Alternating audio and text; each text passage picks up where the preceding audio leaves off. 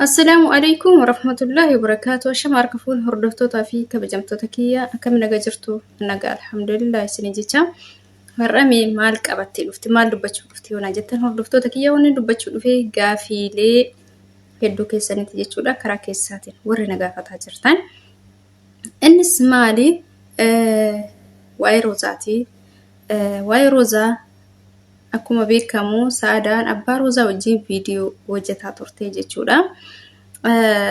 Egaa ati saadaa biratti si agarree wanti kun akkamii wantichi kun dhugamu sobaa jettanii na gaafatanii turtanii waa'ee sanarratti viidiyoo isinii hojjedhee ture jechuudha. Viidiyoo isinii hojjedhee ture ammallee gaafilee hedduutu deebi'amee na gaafatamaa jira jechuudha. Innis maali? Saadaan piraankiin gochaa jirti moo?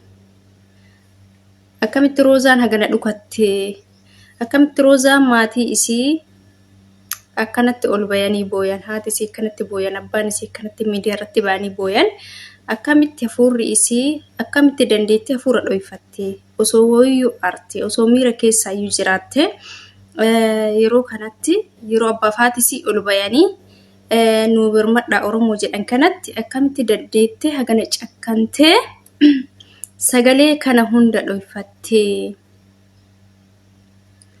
warri jedhanis jiranii dhugaadha.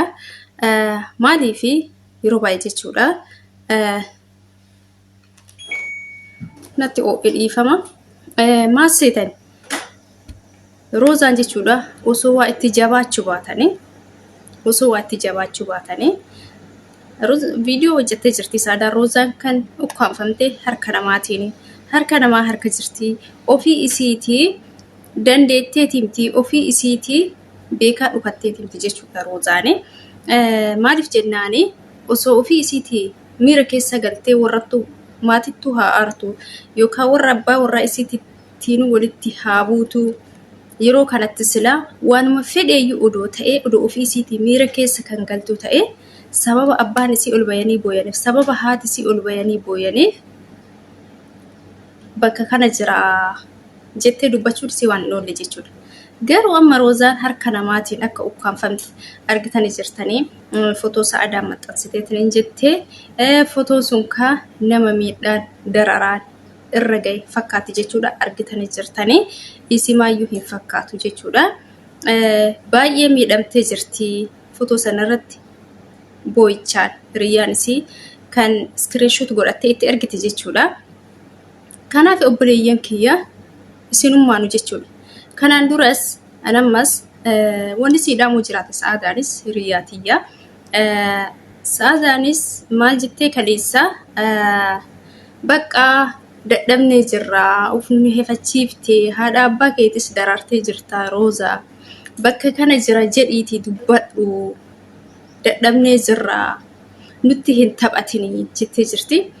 Saadaa obboleettitiyyaa onni siin jechuu barbaade isiin osoo harka namaatiin ta'uu baate guyyama gaafa duraa abbaan isii gadi bayanii miidiyaatti gadi bayanii intalli tiyya na jalaa dhabamtee dhabeen jira garana barbaade jira garas barbaade jira bilbilli isii hin dalagu gaafuma isaan jedhanii miidiyaarra ol bayan san bakka kana jira jetti jechuudha. Kanaaf bakka kana jiraa jechuu hin dandeenye nama ka jirtu harka namaati. Harka namaatiin ukkaanfamtee jirti. Kanaaf atillee roozaa as bayyee beekaa dhukattee dadhabnee jirra hifannee jirra miira keessa soo galtee jiraatte miira keessa bayyee bakka kana jira jedhii nu dhageessisi jettee jirti saadaan. Ani garuu gama kiyyaan inni jechuu barbaade harka namaati. Bakka kana jira jechuullee akka isin sagalee isii hin dhageessifne kan godhaa jiru harka namaati.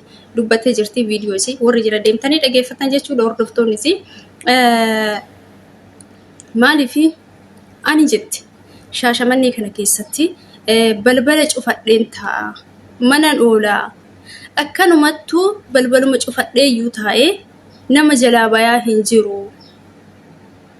Ani garuu nama hin tuqu garuu namaanin miidhamee jira kana duras waan namni hin fattanamee jira ilma namaatiin miidhamee jettee yeroo baay'ee boottee imimmaan isii gannaxee miidiyaa kanarratti hunduma kennaafotti kan himatteedha jechuudha roozaan. Waa hedduudha jechuudha. Muudannoo hedduudha jechuudha kan isin himataa turte harka namaatiin waa hedduullee akkasii godhan mana isii keessattillee argitanii jirtan viidiyoo hedduu jechuudha. Doorsisa hedduutu irratti ta'aa ture jechuudha. Oduma isii viidiyoo hojjetaa jirtu mana isii keessatti waan adda addaa gochuun akkasumallee immoo bakka isii miidhuudhaan du'aa inaa godha jettee gizee imimmaan ganna ixee bootte namatu jireenya kiyya keessa seenee du'aa inaa godha itti yeroo hedduudha jechuudha. Viidiyoo hedduu warri isii hordoftan yeroo baay'een hordofa.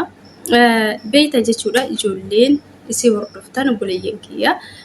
Maaliifi kanaaf wanni isiin kaleessa iyyataa turte kun har'a irra ga'ee jira jechuudha. Isinii galee kaleessa booyaa turte iyyataa turte. Akkanatti namatu na miidhe du'aa inaa godha namaan hin miidhamee jira. Akkasumattuu an nama hin tuqu garuu immoo namni miidhaa kiyya barbaada. Namni na miidhuuf na doorsisaa jechaa turte jechuudha. Silaa yeruma san osoo namni beekuuf jiraate osoo namni itti dhiyaatu jiraate yeruma san silaa isii qoratanii maalii eenyu wajji eenyu ka jireenya kee keessa seenu kun namni sun hiriyyaa keeti moo fira keeti moo maal keeti moo jedhanii yeroo san qoratamuu qabdi jechuudha. Odoo fagaattee sagaleen isii hin dhabamine amma sagaleen isii dhabamee odoo yoo san silaa namni itti dhiyaateetiin hin jedhee rakkoon isii yeroo isaanis akkuma saadaan dubbatteetiin hin jirti. Walitti dhiyaannaa garuu hin bilbilaa fi rakkoo isii takka hin himattuu imimmaan malee jettee jirti. Asumara tokkuma argitan baay'ee nama garaa laafuudha Roozaan. Baay'ee bootti jechuudha waa dubbannaan imimmaantu isii dursa jechuudha. Argitanii jirtani wallaahi ana baay'ee garaana nyaatti gama kiyyaan yeroo baay'ee jechuudha. Gorsas gorsitee jirti ijoollee biyya namaa jirtan warri biyya namaa jirtan warri biyya Arabaa jirtan ijoolleen keenya ka of jijjiiruuf baatan kamatii keessa jijjiiruuf baatan of eeggadhaa. Ufii keessaniif rabbii tokkocha malee ilma namaa hin amanina. Ilmi namaa isin gata, ilmi namaa isin nyaata.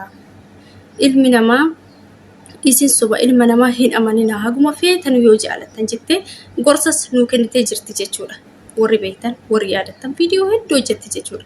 Viidiyoo kana hunda kan hojjechuu jalqabdi, kan boo'ichas jalqabdi yeroo dhiyoo kana keessa jechuudha. Duraan osoo hin taane yeroo dhiyoo kana keessa jechuudha. Kanaaf obboleeyyan kiyya sagalee ta'aa fi hundumti keessanuyyuu akkuma yeroo isiin boottu san abshir hin darba jettaniini miira keessaa bahii du'aayii godhadhu gara rabbii keetii deebi'ii warri jettan hedduu keessantu jira. Hadhallee obbolummaaf jedhaatii du'aayii godhaa fi sheer ol jalaa godhaatii sagaleen isii kun akka dhaga'amu godhaan isinii jenna obboleeyyan kiyya. Warri piraankii jettan wantichi piraankii miti. Isin jedha obboleeyyan kiyya wantichi piraankii miti. Argitanii jirtanii osoo wanti kun piraankii ta'ee abbaan isii bar ol bayanii asirratti waan akkana hin hojjetan. Piraankii jechuun gocha ijoolleeti. Gocha akkanaa fi akka isiniiti malee gocha nama guddaatii miti. Piraankii jechuun waan ittiin qallannu malee waan ittiin taphannu malee namni guddaan waan ittiin taphatu miti. Isinii galee abbaan ilmoo ofiitiin lubbuu ilmoo ofiitiin kun dhimma lubbuuti waan ta'eef lubbuu ilmoo ofiitiin abbaan ol bayanii viidiyoo hin dalagan jechuudha. Nama guddaadha. Argitanii jirtanii obboleeyyan kiyya. Haati isiillee akkuma argitan kan booyan jibbaatan argitanii jirtanii viidiyoo waraabameetiin hin jiru. Kanaaf obboleeyyan kiyya piraankii miti. Warri piraankii jettaniitiin gara piraankiitiitti fudhattan piraankii miti. Rabbiin isii haa mul'isu jedha. Du'aayii godhaa fi rabbiin maatii isii haa gammachiisu isii mul'isee sagaleen isii dhagaamee jedhaatii du'aayii godhaa fi isin jira obboleeyyan kiyya hordoftoonni isii warri isii jaallattan warri isii kabajan maatii isii kana laalaatii haadhaaf abbaa isii booyan kana laalaatii sheer godha sagalee ta'aafin isin jedha obboleeyyan kiyya.